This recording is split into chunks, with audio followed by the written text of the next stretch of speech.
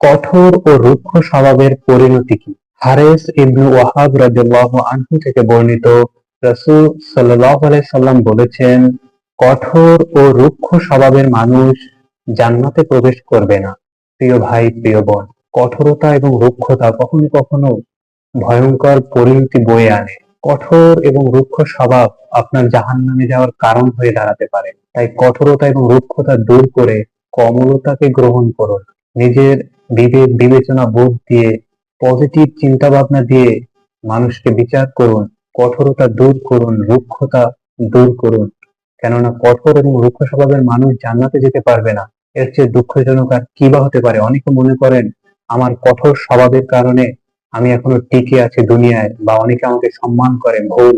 কঠোর স্বভাবকে কখনো আপনার গর্বের বিষয়বস্তু বানাবেন না। কঠোরতা দরকার আছে, তবে সেটা সময়ে সময়ে, সব সময়ে না।